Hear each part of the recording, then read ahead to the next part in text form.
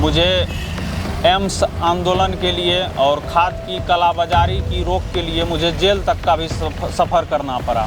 फिर भी मैंने अपना लगातार संघर्ष जारी रखा। नरपतगंज विधानसभा में सभी पार्टियों का लगभग जो है उम्मीदवार रहा है, विधायक रहे हैं, लेकिन किसी ने 60 वर्ष में काम नहीं किया है।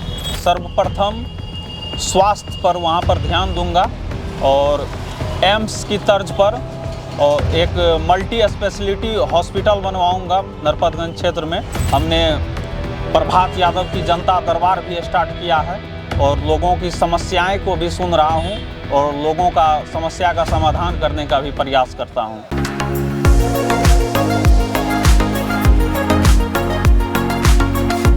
इसी साल बिहार में विधानसभा चुनाव होना है, जिसको लेकर जो अलग अलग विधानसभा क्षेत्रों से दावेदार हैं अलग अलग पार्टियों के या निर्दलीय, उनसे हम आपका परिचय करवा रहे हैं। इसी कड़ी में आज हम अररिया में हैं और यहाँ पर नरपतगंज विधानसभा क्षेत्र से एक दावेदार हैं प्रभात यादव जी, जिनसे हम आपको मिलवाएंगे।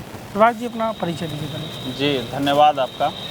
मैं प्रभात यादव वर्ष 2016 से सामाजिक कार्यकर्ता के रूप में अपनी सेवा दे रहा हूं और इस कड़ी में मेरे ऊपर कई झूठी मुकदमाएं भी हुई, लेकिन हमने अपना संघर्ष जारी रखा और कभी अपना मनोबल को छोटा नहीं किया।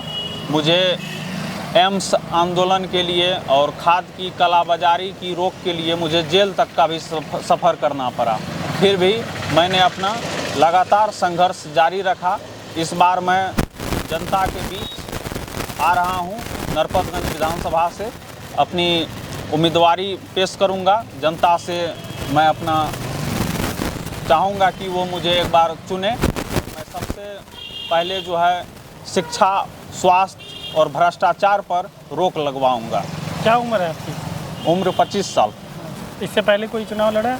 जी, मैं अपनी माँ को खड़ा किया था मुखिया के लिए। किस पंचायत से?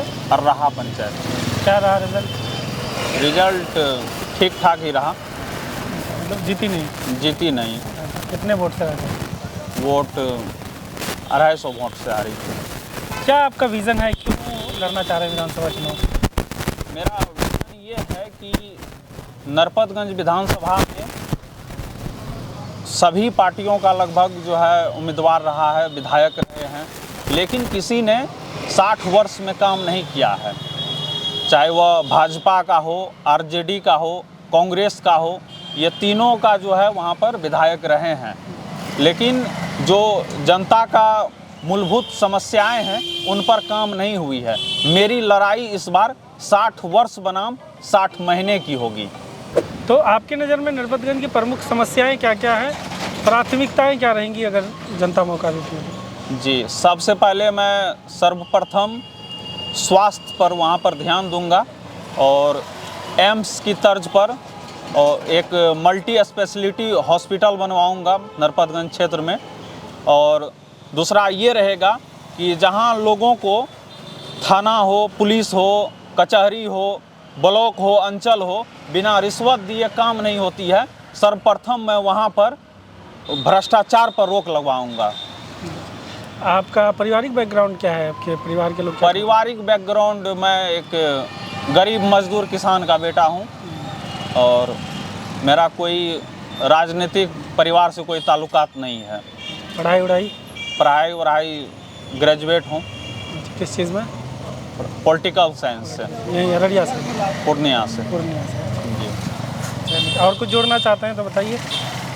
जी, हम तो चाहते हैं कि हमें नरपतगंज विधानसभा की जनता मौका दे और मैं काम करूंगा और हमेशा एक बेटा के तौर पर काम करूंगा।